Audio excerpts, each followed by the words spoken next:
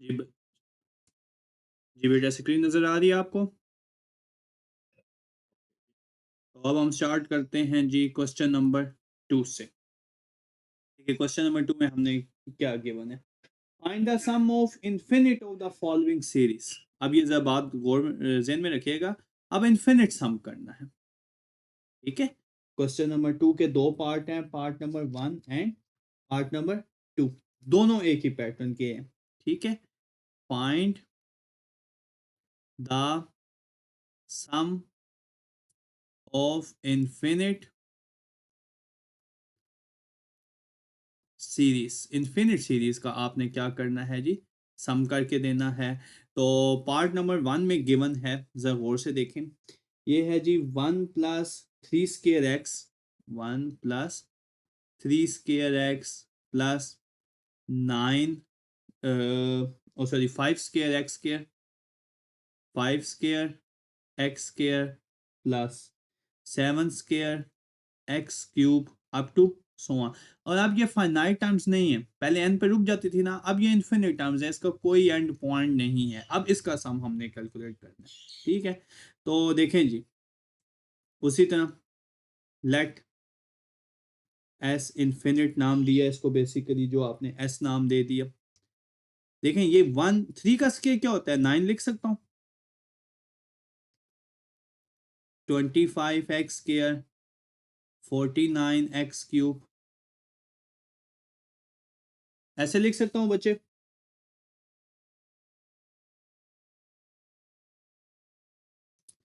बच्चे are you listening? अच्छा जी, ठीक है, तो हमने क्या किया, बेसिक मैंने यहाँ पे स्केयर्स को ओपन कर दिया। क्या देखो, ये अर्थमेटिक और ज्योमेट्रिक सीरीज बनती है? नहीं है बच्चे, गौर से देखे, दिस इज नहीं बना सकते थे ना। देखो, स्केयर टर्म का हो रहा है ना, ये सीरीज नहीं बन सकती। This is not अर्थमेटिको geometric series, ये अर्थमेटिको ज्योमेट्रिक सीरीज नहीं थी। अगर अर्थमेटिको ज्योमेट्रिक सीरीज नहीं है, ठीक है, क्योंकि कॉमन रेशो के हिसाब से तो है, लेकिन कॉमन डिफरेंस देखें अगर मैं निकालूं तो 9 - 1 नहीं इक्वल है 25 - 9 के, तो फिर स्केयर को इग्नोर करना पड़ता ना। ठीक है, अर्थमेटिक और ज्योमेट्रिक नहीं है। याद रखना, जब भी अर्थमेटिक और ज्योमेट्रिक सीरीज ना हुई, ठीक है, तो जो कॉमन रेशो होती है ना, इस क्वेश्चन में देखिए कॉमन रेशो क्या है, इस क्वेश्चन में कॉमन रेशो जो है वो क्या है, इस क्वेश्चन एक्स है। जो भी कॉमन रेशो होती है, देखें एक्स डिवाइडेड बाय 1 करूं या x square divided bye x करूं, कॉमन रेशो एक्स होती है। आपने सम को कॉमन रेशो से मल्टीप्लाई कर देना है। मैं यहाँ पे कराता हूँ, multiplying equation 1 by x. Equation 1 को मैं एक्स से मल्टीप्लाई करने लगा हूँ, देखना ये क्या बन जाएगा। मल्टीप्लाई किया तो ये बन गया एस एक्स, 1 से मल्टीप्लाई किया तो एक्स, फिर 9 से किया तो 9x स्क्वायर, 25 से किया तो 25x क्यूब, 49 से किया तो 49x की पावर 4। Okay, equation number 2। और फिर इक्वेशन 1 को 2 में से माइनस करना है, इक्वेशन 1 माइनस इक्वेशन 2। इक्वेशन 1 को 2 में से क्या करेंगे, सब्ट्रैक्ट करेंगे, ऐसे सब्ट्रैक्ट करेंगे, देखिएगा जरा। एस, पहले पहले वाली सीरीज लिखें, पहले वाली सीरीज क्या मेंशन की गई आपके पास, 1 plus 9x plus 25x square plus 49x cube up to so on. याद है जो शुरू में हमने अर्थमेटिक और ज्योमेट्रिक सीरीज का प्रूफ किया था ना, एज इट इज अब मैं माइनस करूंगा एस एक्स। अब जब मैं माइनस करूंगा ना, तो फर्स्ट टर्म छोड़ के यहां से माइनस करूंगा, एक्स प्लस 9x स्क्वायर के वो कॉमन आ जाए, एक्स स्क्वायर 25x क्यूब। बात समझ आइए, ये जो x था ना, ये 1 के नीचे नहीं लिखा, ये 9x के नीचे लिखा है। अब जरा सब्ट्रैक्ट करो, अब मैं क्या करने जा रहा हूँ, जरा माइनस करने जा रहा हूँ। तो जाहिर सी बात है साइन चेंज हो जाएंगे, प्लस माइनस बन गया, प्लस माइनस बन गया, प्लस माइनस बन गया, इधर भी प्लस क्या बन गया, माइनस बन गया। तो क्या आंसर आया, आंसर आया s - एस एक्स। ठीक है, 1 एज इट इज नीचे उतर आया क्योंकि 1 के नीचे कोई टर्म नहीं थी। जब इधर माइनस किया 9x माइनस एक्स क्या आ गया, 8x आ जाएगा। अच्छा 25 माइनस 19 करूं तो 16x स्क्वायर आ जाएगा। 49 माइनस 25 करूं, ठीक है, तो ये जब 49 माइनस 25 करूंगा तो क्या आंसर आएगा, 24x क्यूब आंसर आ जाएगा। इनफिनिट टर्म्स हैं। अब जरा गौर से देखना, ये हो गया जी, इन दोनों में क्या कॉमन है, लेफ्ट साइड में s कॉमन है, पीछे रह गया 1 माइनस एक्स 1। यहां से इधर से आगे सब में से, इससे आगे सब में से अगर मैं 8x कॉमन ले लूं तो 8x कॉमन लूं तो पीछे क्या रह जाएगा, देखो पीछे रह जाएगा 1 प्लस 2x स्क्वायर, या 2x, एक्स स्क्वायर भी कॉमन ले लिया ना मैंने, ठीक है, 1 plus 2x plus 3x square. अब आप अगली टर्म जज करें, 1 plus 2x plus 3x square, इससे अगली टर्म क्या होगी, इससे अगली ऐसे हो जाएगा ना। अब अर्थमेटिक और ज्योमेट्रिक सीरीज बन गया। तो बेसिकली ये यहां से लेके यहां तक जो बने, ये ब्रैकेट के अंदर, दिस इज अ इनफिनिट अर्थमेटिको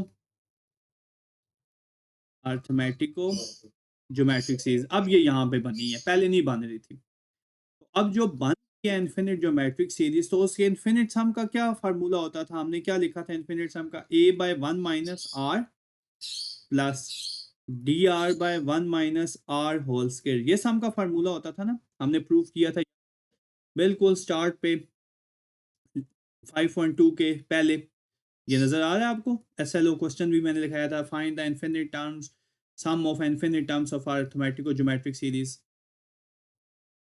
नजर आ रहा है।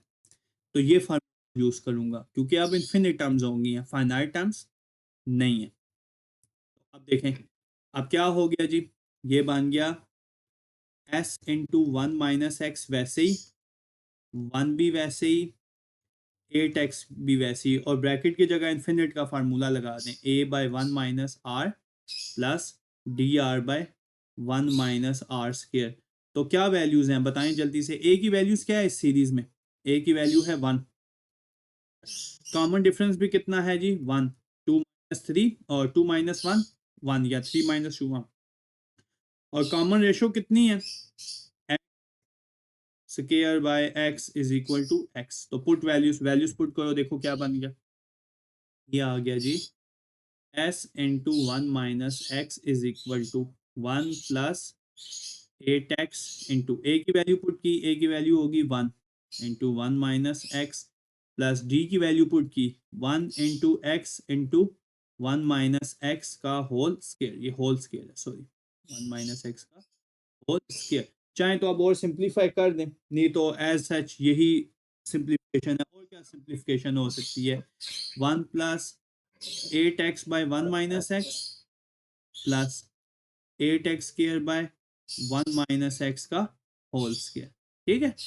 इससे ज्यादा और सिंपल, चाहे तो एलसीएम ले लें पहली दो टर्म का, नहीं भी लेते तब, हाँ हाँ रुक जाइए, यस यस वो भी लिखेंगे। अब बल्कि ठहरे सिंप्लीफिकेशन करते हैं, गुड आपने अच्छा पॉइंट बता दिया, ये तो हमने लिखा ही नहीं था। तो ऐसे करता हूँ ना, पहले दो का एलसीएम लेता हूँ, सिर्फ 1 माइनस एक्स एलसीएम हुआ तो ये हो गया G 1 minus x plus 8x into 8x square by 1 minus x का whole s into 1 minus x as it is, ये हो गया जी s इंटू 1 माइनस एक्स, तो ये हो गया G 1 plus 7x by 1 minus x into 8x square into 1 minus x का whole square. अब वो जो 1 माइनस एक्स है उसे ले आए राइट साइड पे, राइट साइड पे ले आएंगे तो क्या बन जाएगा, s is equal to 1 plus 7x divided by 1 minus x का whole square plus 8x square divided by 1 minus x का whole square, this is answer. 1 minus x का होल क्यूब हो जाएगा इधर, क्योंकि स्क्वायर पहले से था ना, 1 माइनस एक्स का क्यूब, ओके। ओके बच्चे। अच्छा, अब मैं आपको हिंट देता हूँ दूसरे क्वेश्चन की, ठीक है। जरा दूसरा क्वेश्चन देखें, जो दूसरा पार्ट है इसी का। दूसरा पार्ट क्या लिखा हुआ है? दूसरे पार्ट में लिखा हुआ है 1+4/9, 4/3 सॉरी, +9/3 स्क्वायर +16/3 क्यूब और 25/3 की पावर 4, ये लिखा हुआ है ना, ये भी इन्फिनिट है। जरा देखना मैं इसको कैसे लिखूंगा। मैं इसको लिखूंगा s इज इक्वल टू, मैं लिखूंगा 1+4 × 1/3, पहली अर्थमेटिक, दूसरी ज्योमेट्रिक, +9 × 1/3 स्क्वायर +16 × 1/3 क्यूब 25 × 1/3 की पावर 4, ऐसे लिखूंगा। समझ आइए कैसे लिखा, अलग अलग कर लिए दोनों को।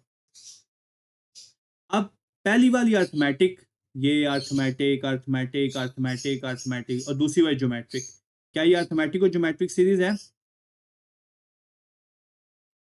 अर्थमेटिक को तो नहीं है ना। This note a, this is not a अर्थमेटिको, ऐसे लिखेंगे आप, this is not a अर्थमेटिको geometric series. अगर ये अर्थमेटिको ज्योमेट्रिक सीरीज नहीं है, ठीक है, तो आप किससे मल्टीप्लाई करेंगे बनाने के लिए? कॉमन रेशो से, ठीक है। क्योंकि ये देखो, ये क्यों नहीं है, आप किसी से कोई पूछे क्यों वजह नहीं है, बिकॉज 4 - 1 तो 3 बनता है, लेकिन 9 - 4 क्या बनता है? 5 बनता है। 16 - 9 करूं तो 7 बनता है। Common difference is not same, same नहीं है, लेकिन कॉमन रेशो सेम है। कॉमन रेशो क्या बनती है? ये जो मैं रेड से लिख रहा हूँ, ये सिर्फ समझाने के लिए लिख रहा हूँ। कॉमन रेशो बनती है 1/3 डिवाइडेड बाय 1, 1/3 बनती है, या 1/3 स्क्वायर डिवाइडेड बाय 1/3 क्या बनती है? 1/3। कॉमन रेशो सेम है। तो ये जो इक्वेशन 1 होगी ना, ये वाला जो जितना मैंने लिखा है ना, ये वाला, ये इसलिए मैं इसको कट कर लूँ, ये जस्ट समझाने के लिए। आपने एग्जाम में ऐसा कुछ नहीं लिखना, सिर्फ आपने लिखना है कि ये अर्थमेटिक और ज्योमेट्रिक नहीं है। आप करेंगे मल्टीप्लाई, इस वक्त मल्टीप्लाइंग 1/3 विथ इक्वेशन 1। इक्वेशन 1 को आप 1/3 से मल्टीप्लाई करेंगे। मल्टीप्लाई करेंगे तो क्या हो जाएगा? 1/3 f 1/3 प्लस 4 × 1/3 स्क्वायर हो जाएगा जब मल्टीप्लाई होगी, ठीक है। 9 × 1/3 क्यूब हो जाएगा, ठीक है। 16 × 1/3 की पावर 3 हो 4 हो जाएगी, up to so on, up to, और इसको आप नाम दे दो इक्वेशन नंबर 2 का। और फिर आगे एज इट इज जैसे हमने प्रीवियस किया है, इक्वेशन 1 माइनस इक्वेशन 2, इक्वेशन 1 में से इक्वेशन 2 को क्या कर दो? माइनस कर दो।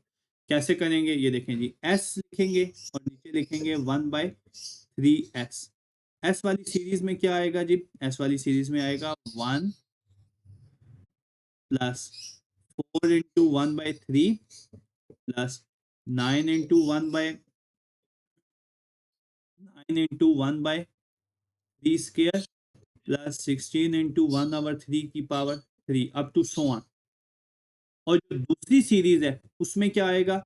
एक टर्म छोड़ के लिखेंगे। क्या करेंगे? एक टर्म छोड़ के, यहां से 1/3 प्लस 4/1/3 स्क्वायर प्लस 9/1/3 क्यूब। बात समझ आई अब्दुल्ला बेटा? क्यों छोड़ते हैं? कि फिर जो कॉमन है उनको बाहर हम सिंप्लीफाई कर सकें। माइनस करें जरा, साइन चेंज हो जाएंगे सारे, plus minus plus minus plus minus, ये वाला भी प्लस क्या हो गया? माइनस हो गया। तो ये आंसर बनना शुरू हुए जी, s - 1/3s। Okay, right side पे क्या आंसर बनेंगे जी? राइट साइड पे आंसर बनेंगे आपके जी 1 वैसे ही, क्योंकि 1 के नीचे तो कुछ भी नहीं है।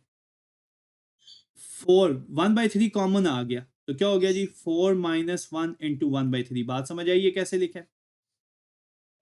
फिर क्या आ गया, उसके बाद आ गया जी 9 माइनस 4 इंटू 1/3 स्क्वायर। फिर आ गया जी 16 माइनस 9 इंटू 1/3 क्यूब। ओके, आप सिंप्लीफाई कर लें। आप देखें क्या सिंप्लीफिकेशन बनती है। एस कॉमन हो गया, पीछे रह गया 1 माइनस 1/3। 4 माइनस 1 कितना हो गया, 3 इंटू 1/3 वैसे ही। 9 माइनस 4 कितना हो गया, 5 इंटू 1/3 स्क्वायर वैसे ही। 16 माइनस 9 कितना हो गया जी, 7 1/3 क्यूब वैसे ही। ओके, क्या अब ये अर्थमेटिक और ज्योमेट्रिक सीरीज बन गई है। 1 को छोड़ दें,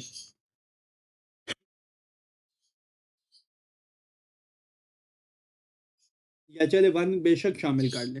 देखें 1 माइनस 1/3 तो कितना हो गया, 2/3 हो गया। ठीक है, अब यहां से देखें जरा, ये बन गया 1 प्लस 3 इंटू 1/3, पहली अर्थमेटिक दूसरी geometric. 5 into 1/3 square plus 7 into 1/3 up to so on. बच्चे क्लियर। तो ये जो हमारे पास बना, दिस इज अ, ये बना, this is an infinite अर्थमेटिको geometric series. अर्थमेटिको geometric series. उस सीरीज का सम क्या होता है जी, सम होता है एस डॉट 2/3, ये होता है जी sum a/1 minus r plus d r by 1 minus r का होल स्क्वायर। ठीक है, तो देखें क्या क्या वैल्यूज हैं, वैल्यूज रखना शुरू करें। ए की वैल्यू है 1, फर्स्ट टर्म की क्या वैल्यू है 1। कॉमन डिफरेंस आपको नजर भी आ रहा है, 3 माइनस 1 या 5 माइनस 3 करूँ, 7 माइनस 5 करूँ, कितना होता है 2। और कॉमन रेशो कितनी नजर आ रही है जी, कॉमन रेशो है जी 1/3 डिवाइडेड बाय 1 या 1/3 square divided bye 1/3, common ratio है 1/3। तो सिंपल वैल्यूज पुट कर दें। ये हो गया s डॉट 2/3, वैल्यूज रखें क्या होगी जी, a की वैल्यू होगी 1, फिर आ गया common ratio 1 minus 1/3 plus common difference 2, common ratio 1/3 और 1 माइनस 1/3 का होल स्क्वायर। कैलकुलेटर उठाएं, सारा का सारा एक दफा कैलकुलेटर पे लिखें। ठीक है, जो आंसर आए उससे फिर 2/3 मल्टीप्लाई कर दें। लिखें कैलकुलेटर के ऊपर, जल्दी से मुझे बताएं क्या आंसर आता है। ये सारा का सारा कैलकुलेटर पे लिख दें। चाहते हैं तो खुद सिंपलीफाई कर देंगे, तो सिंपल कैलकुलेटर पे लिखें, आपके पास सेकंड्स में आंसर आ जाएगा। जल्दी से बताएं अब्दुल्ला बच्चे। देखें अगर मैं ऐसे सिंपलीफाई करूं तो 1 माइनस 1/3 हो जाएगा 1 इंटू, ये 2/3 हो जाएगा, ऊपर रह गया 2/3, नीचे भी 1 माइनस 1/3 किया तो 2/3 का होल स्क्वायर, 2/3 का होल स्क्वायर हो जाएगा। ठीक है, तो ऐसे कैलकुलेटर पे लिख दें या जैसे मर्जी, ये अब आपकी मर्जी है, जैसे मर्जी सिंपलीफाई करें।